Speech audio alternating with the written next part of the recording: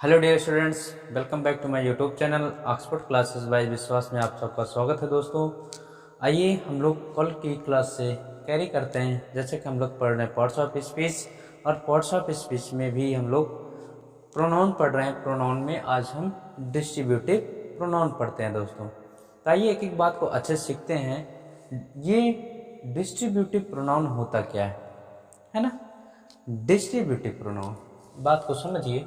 यानी कि डिस्ट्रीब्यूट, जैसे यहाँ से आपको इसके अर्थ से समझ में आ रहा है कि डिस्ट्रीब्यूट करना, किसी चीज को बांटना, विभाजित करना, सेपरेट करना, है ना।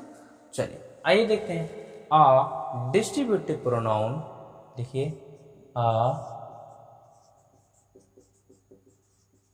डिस्ट्रीब्यूटिव प्रोनाउन कंसीडर्ड, ध्यान दीजिएगा, distributive pronoun considered members of a group, consider members of a group, यानी कि आप डिस्ट्रीब्यूटिव प्रोनाउन जो कंसीडर किया जाता है member of A group separately, कैसा सेपरेटली, सेपरेटली की स्पेलिंग ध्यान रखिएगा, SEPARATELY, सेपरेटली होता है ना। रादर देन, ध्यान दीजिएगा, यहाँ से बातें कुछ चेंज हो रही हैं। रादर देन, रादर देन का मतलब कि जो किसी अन्य की अपेक्षा, collectively, collectively at a time, at a time. बात को समझिए। ये आइए हिंदी में जरा बात करते हैं, तो उसके बाद हम आपको सारी चीजें स्पष्ट करते हैं। ऐसे प्रोनाउन, क्या कह रहा है, ऐसे प्रोनाउन जो किसी वाक्य में, ध्यान दीजिएगा बात को, ऐसे प्रोनाउन जो किसी वाक्य में क्या करते हैं, व्यक्तियों एवं वस्तुओं को विभाजित करने का काम करते हैं। यानी कि समूहों में एक एक या प्रत्येक का भाव प्रकट करते हैं। वही आपका क्या होता है, डिस्ट्रीब्यूटिव प्रोनाउन। लिखिए, ऐसे प्रोनाउन जो वाक्य में, ऐसे प्रोनाउन जो वाक्य में प्रयोग, ऐसे प्रोनाउन जो वाक्य में प्रयोग किए गए, प्रयोग किए गए वस्तुओं एवं व्यक्तियों, बात को समझिएगा, वस्तुओं एवं व्यक्तियों में से प्रत्येक का, किसका भाई, प्रत्येक का भाव, वस्तु एवं व्यक्तियों में से प्रत्येक का भाव प्रकट करते हैं, प्रकट करते हैं,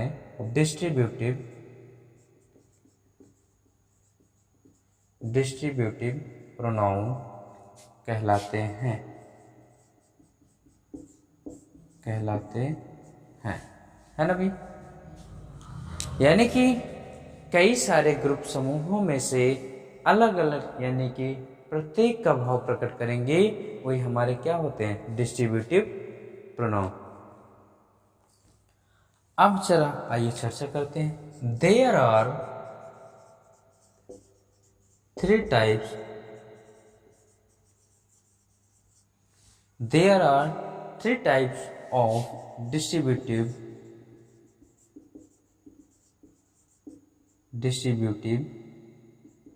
pronoun।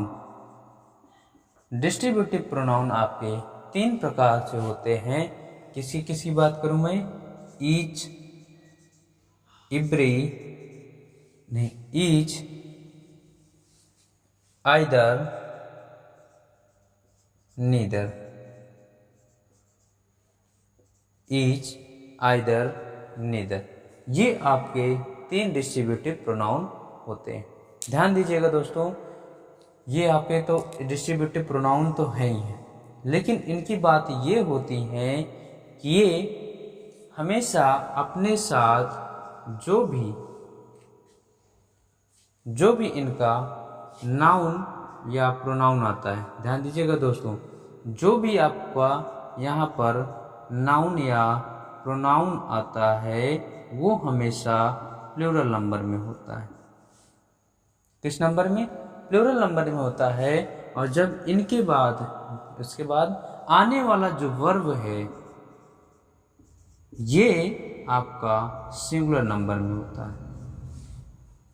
Getting point? ध्यान दीजिएगा दोस्तों, ईच, आइदर, नीदर, है ना, ये आपके डिस्ट्रीब्यूटिव प्रोनाउन होते हैं। और इनके बाद यदि आपको कोई नाउन प्रोनाउन आता है तो ये प्लूरल दिख होता है और वर्ब क्या होती है?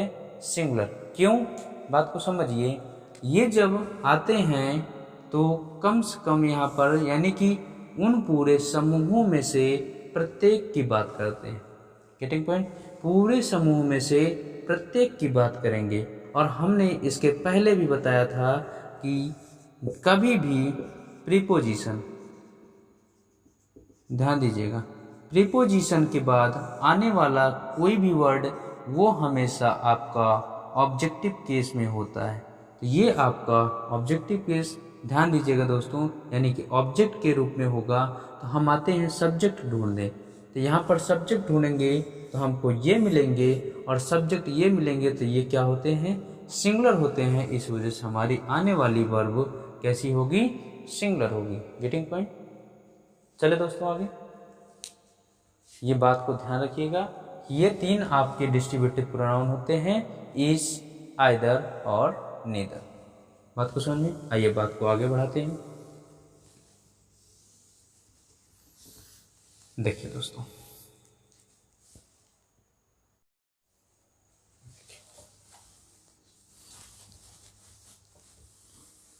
चलिए आगे चलते हैं भाई।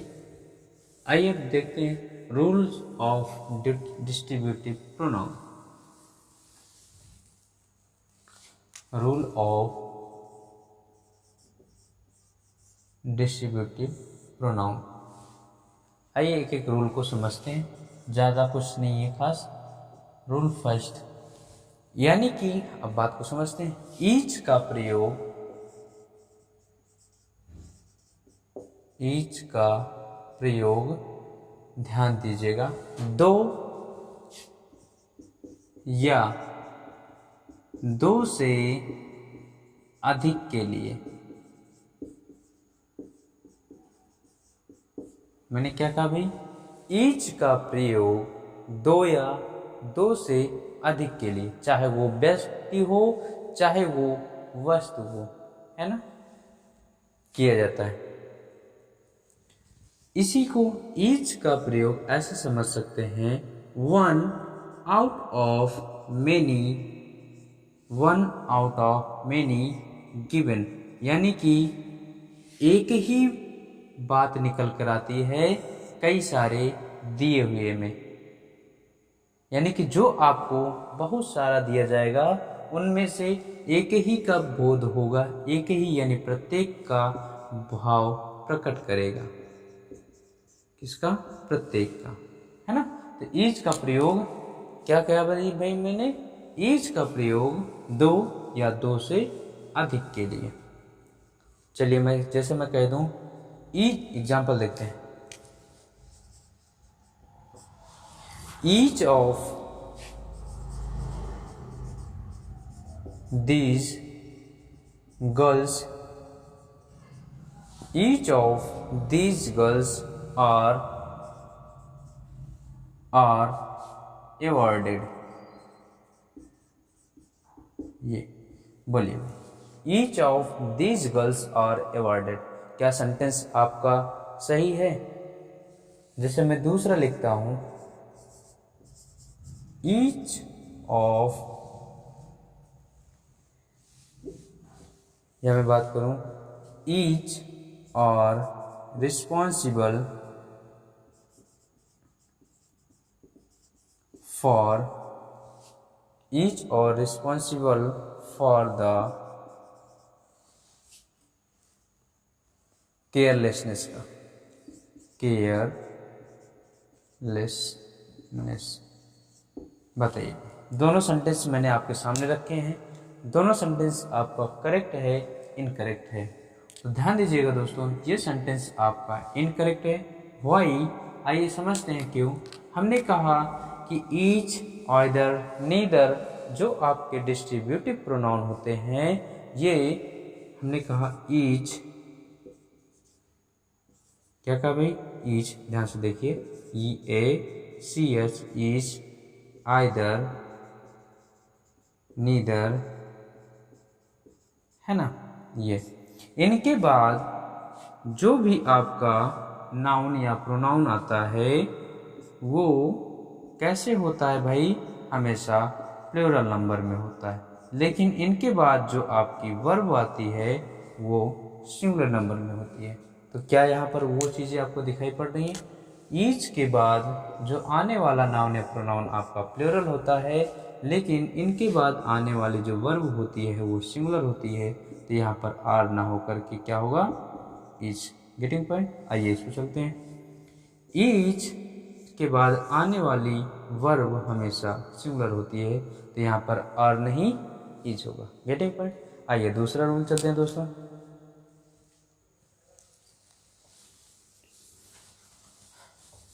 दूसरा रूल ये है कि आइदर का प्रयोग, रूल नंबर सेकंड, आइदर का प्रयोग सदैव दो व्यक्तियों एवं वस्तुओं के लिए किया जाता है।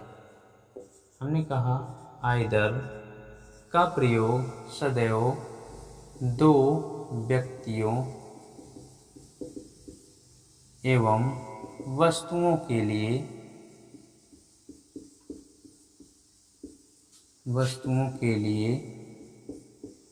प्रयोग किया जाता है। प्रयोग किया जाता है ना भाई? इनका जरा बोध बर अर्थ कैसे होता है? दो में से कोई एक, दो में से कोई एक। हमने क्या कहा भाई? आइदर का प्रयोग दो व्यक्तियों एवं वस्तुओं के लिए होता है। वो कितना होना चाहिए? दो व्यक्ति या वस्तु होगा, उसके लिए आइदर का प्रयोग होगा। और इसमें क्या अर्थ देता है? दो में से किसी एक का अर्थ देता है। बात को समझिए। जैसे मैं कह दूं, एग्जाम्पल की बात करते हैं, either of the three person, देखिए, either of the three person are guilty. बोलिए, either of the three person are guilty, क्या सही है सेंटेंस? इसी को मैं मॉडिफाई थोड़ा सा करता हूँ, यहाँ पर लिखता हूँ either of the two persons are guilty. बात को बताइए, क्या दोनों सेंटेंस हमारे सही हैं? तो बिल्कुल नहीं सही है, दोनों सेंटेंस हमारा रॉन्ग है। क्यों? आइए इस बात से स्पष्ट करते हैं। आइदर का प्रयोग हम दो व्यक्ति या वस्तु के लिए करते हैं, आइदर ऑफ द टू, यहाँ पर टू आ गया जो कि आपका सही है। सही हुआ। आइए जरा क्रिया चेक करते हैं, वर्ब। इनके बाद आपका नाउन पर्सन्स, इसके बाद जो आपकी वर्ब आती है वो आपकी सिंगुलर नंबर की आती है, जो कि हर जगह आर दे रखा है ना। इस वजह से गलती हुआ, आपका इज का प्रयोग होना चाहिए, ये इज होना चाहिए। Getting point? चलिए दोस्तों, आइए भाई बात को आगे बढ़ाते हैं हम। आइए रूल नंबर थर्ड पे चलते हैं। रूल नंबर थर्ड, इसी तरीके से नीदर का प्रयोग भी दो व्यक्तियों एवं वस्तुओं के लिए किया जाता है ना। नीदर का प्रयोग भी दो व्यक्तियों एवं वस्तुओं के लिए प्रयोग किया जाता है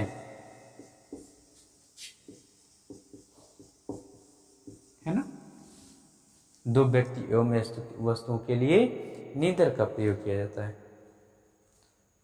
इसका जरा अर्थ होता है, अर्थ क्या होता है भाई? ना तो पहला और ना दूसरा, ना तो पहला ना तो दूसरा, या फिर दोनों में से कोई नहीं, दोनों में से कोई नहीं। ध्यान दीजिएगा दोस्तों, ये आपका अर्थ होता है ना। आइए जरा इनके एग्जाम्पल की बात कर लेते हैं। Neither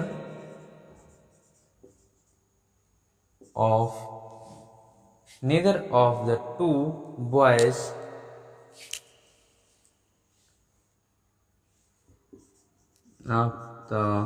two boys are helped him or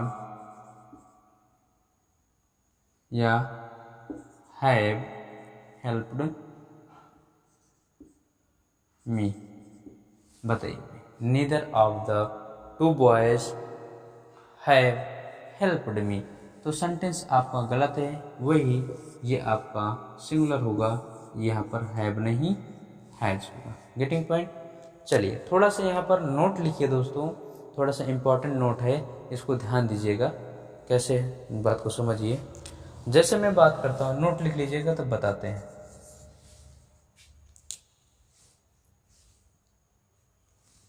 note ये है कि दो से अधिक, अभी तक दो के लिए था नीदर, है ना, आइदर था और ईच था। अब जरा बात करते हैं दो से अधिक व्यक्तियों, दो से अधिक व्यक्तियों एवं वस्तुओं, दो से अधिक व्यक्तियों एवं वस्तुओं के लिए आइदर के स्थान पर, आइदर के स्थान पर एनीवन एवं नीदर के स्थान पर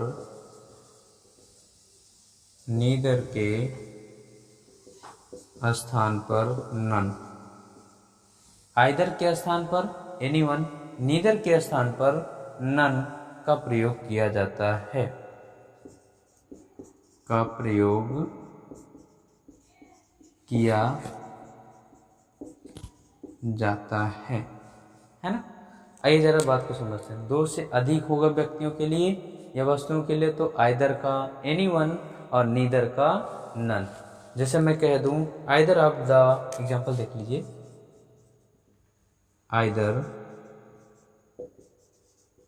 of the 5 boys, either of the 5 boys has done this work,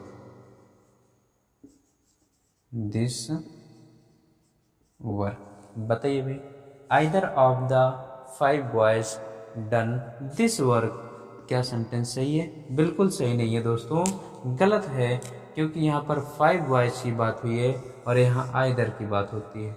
either means 2 है ना, 2 व्यक्ति, लेकिन जब आपका 5 व्यक्ति की बात हो रही है तो आइदर का किस में चेंज हो जाएगा? एनीवन। किस में चेंज हो जाएगा? एनीवन, है ना। इसी तरीके से दूसरा एग्जांपल देखते हैं दोस्तों, तो यहाँ पर एनीवन लगा करके बदल लीजिएगा। दूसरा एग्जांपल देखते हैं। Neither of the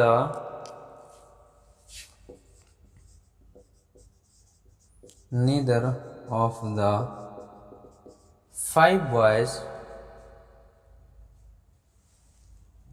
5 boys has helped me। बोलिए, ये भी सेंटेंस आपका गलत है। क्यों गलत है? हमने 5 बॉयज़ की बात की और यहाँ 5 के लिए यानी मोर देन आपका 2 है, 2 से अधिक है दोस्तों, तो नीदर का किस में हो जाता है? नन में हो जाता है। तो none of the 5 boys, none of the 5 boys has helped me. बात को समझ में दोस्तों?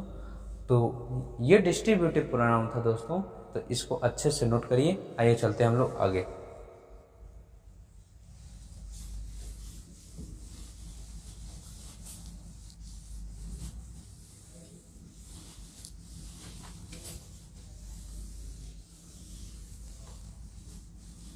चलिए भाई,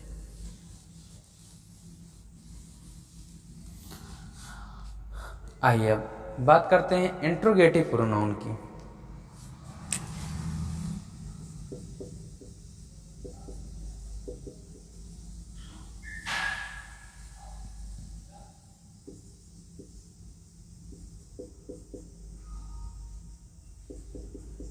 इंट्रोगेटिव प्रोनाउन,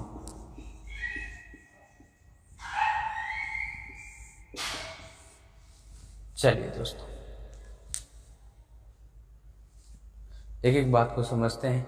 इंट्रोगेटिव प्रोनाउन होता क्या है ना? देखिए, याद रखिएगा, ये इंट्रोगेटिव प्रोनाउन क्यों इनको कहा गया?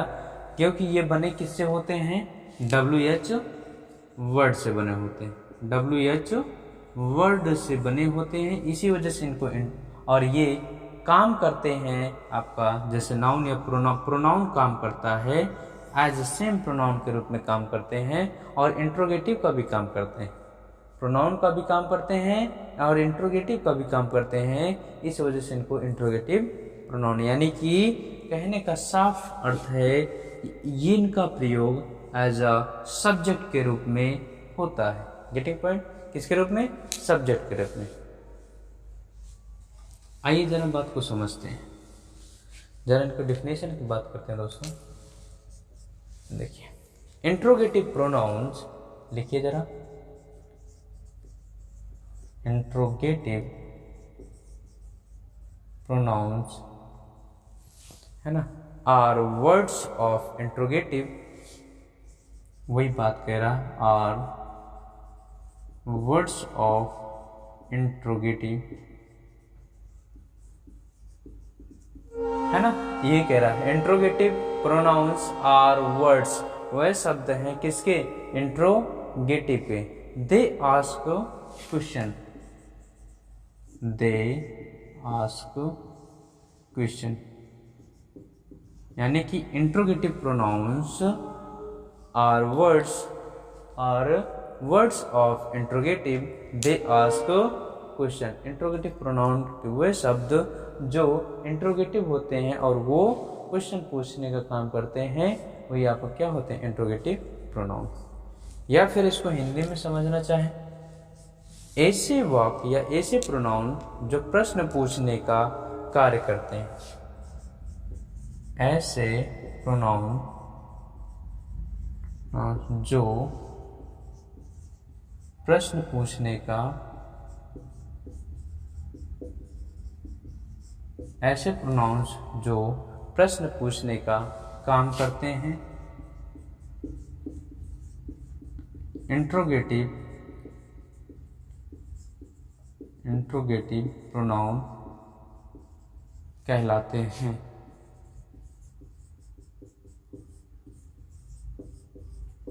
इंट्रोगेटिव प्रोनाउन कहलाते हैं। आइए देखते हैं हमारे इंट्रोगेटिव प्रोनाउन है कौन कौन से। देखिए, हु, विच,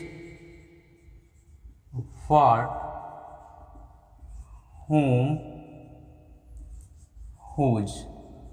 ध्यान दीजिएगा दोस्तों, who, which, what, whom और whose। बस समझ में? ये आपके क्या हैं, इंट्रोगेटिव प्रोनाउन। आइए जरा इन पे थोड़ा सा बात को और समझते हैं। हु यहाँ मैं लिखता हूँ, ये हु है ना, और ये हुम है, और ये हुज है।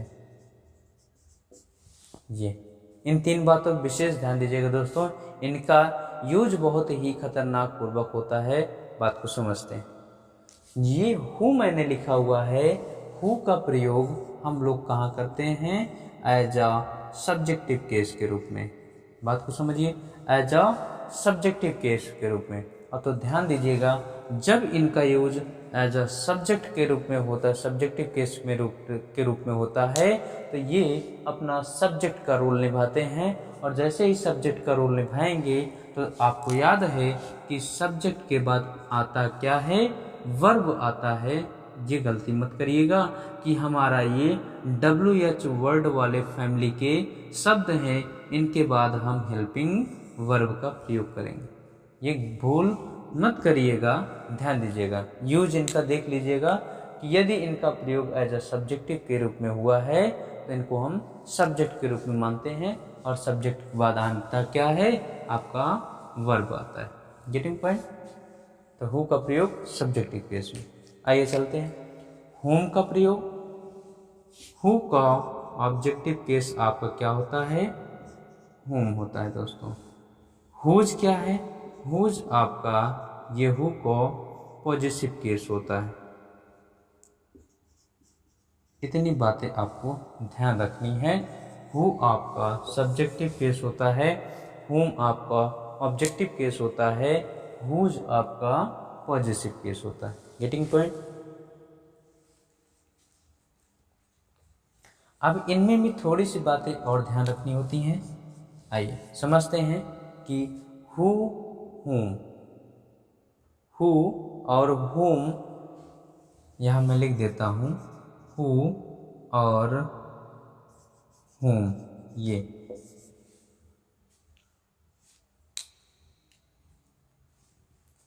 ये हु और हुम ये व्यक्ति के लिए प्रयोग किए जाते हैं।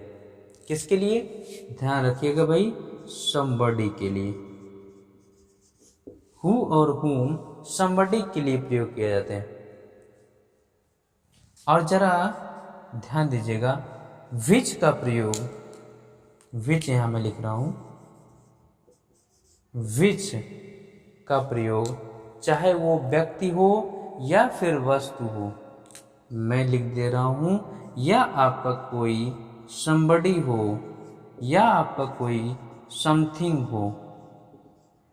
यदि somebody हो या समथिंग हो, यदि आपका सिलेक्शन इनमें, चाहे वो व्यक्ति में हो या somebody में हो या समथिंग में हो, यदि किसका भाव प्रकट हो, यदि सिलेक्शन का भाव प्रकट हो,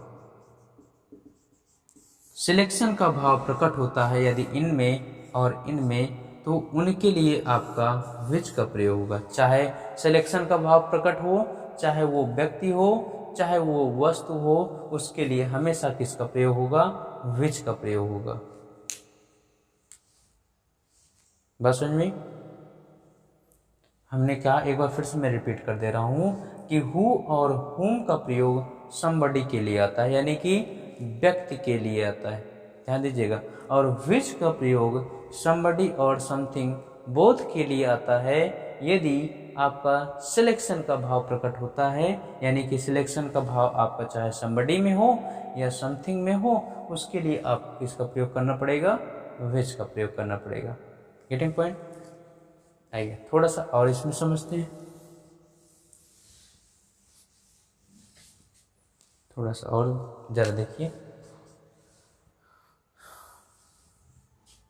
और जो ये आपका हुज है, हुज का प्रयोग ये व्यक्ति और वस्तु दोनों के लिए होता है। somebody, somebody और समथिंग,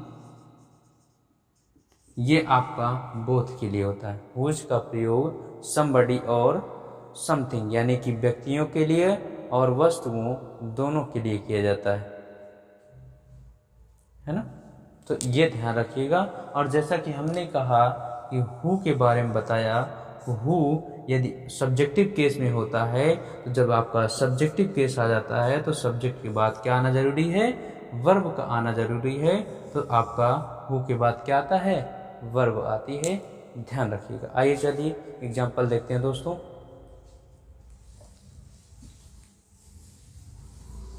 देखिए जैसे हम लोग बोलते हैं ना, what is your name, what is your name, है ना, बोलते हैं ना व्हाट इज योर नेम। बात को समझिए। अब यहाँ क्या है, व्हाट एज किसके रूप में आया, सब्जेक्ट के रूप में आया, सब्जेक्ट केस में आया कि नहीं। उसके बाद देखिए हमारे क्रिया भी आई है, उसके बाद आपका ऑब्जेक्ट आया हुआ। Getting point. चलिए दूसरा देखते हैं। जैसे मैं कह दूं हुज, क्या कह दिया भाई, whose book is last, whose book is last, lost sorry lost, LOST, lost होता है खोना, यानी कि किसकी किताब क्या हो गई, हो गई। ये हुज, अब ये क्या है, आइए बात को समझते हैं। हमने बताया हुज क्या है, ये पॉजेसिव केस, और हम लोग बहुत ही पहले जब पॉजेसिव केस पढ़ रहे थे तो वहाँ पर हमने आपको बताया, एक बताया था पॉजेसिव केस बताया था, और एक हमने बताया था पॉजेसिव एडजेक्टिव बताया था, सॉरी एक पॉजेसिव प्रोनाउन बताया था दोस्तों, एक आपको पॉजेसिव एडजेक्टिव बताया था कि नहीं। पॉजेसिव प्रोनाउन का जब भी प्रयोग होता है तो याद रखिएगा उसके बाद हमको वर्ब चाहिए, ध्यान रखिएगा। पॉजेसिव प्रोनाउन हमने जब बताया तो पॉजेसिव प्रोनाउन के बाद हमको क्या चाहिए, वर्ब चाहिए, और पॉजेसिव एडजेक्टिव के बाद हमको क्या चाहिए, कोई ना कोई नाउन चाहिए, है ना। जरा ध्यान दीजिए, ये क्या है हमारा पॉजेसिव एडजेक्टिव है, और इसके बाद देखिए बुक हमारा क्या है, नाउन है, जो कि सिंगुलर है, इस वजह से हमारी क्रिया क्या है, ये सिंगुलर है। ये चले भाई आगे। आइए तीसरे एग्जाम्पल की बात करते हैं। Who killed the Ram, who killed the Ram, who killed the Ram, यानी कि या फिर द राम कह दूं, हु किल्ड द रावणा, रावण, ये यानी कि रावण को किसने मारा, कौन मारा, हु मीन्स कौन मारा, रावण को कौन मारा। तो ये आपका देखिए सब्जेक्ट है, सब्जेक्ट के बाद क्या आई है, वर्ब आया है, यानी कि ये आपका सब्जेक्टिव केस, और ये वर्ब आपका क्वेश्चन वर्ड। Getting point. बताइए किसी कोई कंफ्यूजन है भाई। आइए जरा विच की बात कर लेते हैं। आपको विच में देखिए मैं यहाँ देता हूँ सेंटेंस, एक दो सेंटेंस उसके देख लेता हूँ। विच देखिए दोस्तों, which of these teachers, which of these teachers, यानी कि which of these teacher is mister Patel. ध्यान दीजिएगा दोस्तों, अब इस पे जरा एक बार नजर डालिए। विच ऑफ दिस टीचर, यानी कि इन अध्यापकों में से, इन अध्यापकों में से विच कौन मिस्टर पटेल हैं। ध्यान दीजिएगा, हमने इन अध्यापकों में से मिस्टर पटेल को सिलेक्ट करने की कोशिश की, है ना। जब हमारा सिलेक्शन का भाव आया तो हमने क्या यूज किया, विच का प्रयोग किया। चाहे भले ही देखिए सिलेक्शन का भाव कहीं भी कभी भी आएगा तो भले ही वो आपका चाहे वो somebody हो, है ना, तो वो आपके लिए विच आएगा। क्या आएगा, सिलेक्शन का भाव हमेशा चाहे वो somebody हो चाहे समथिंग हो, हमेशा किसका प्रयोग किया जाता है, विच का प्रयोग किया जाता है। यहाँ पर विच है ना जो इसके लिए आया है, और सिंगुलर सब्जेक्ट है कोई दिक्कत नहीं है मिस्टर पटेल। बात समझ में दोस्तों? तो यहाँ तक बात समझ में आई। तो ये दोस्तों आज का सेशन था, कैसा लगा कमेंट बॉक्स में बताइएगा। इसके आगे से हम लोग रूल कल पढ़ेंगे नेक्स्ट वीडियो में। तब तक के लिए thanks for watching. Thank you.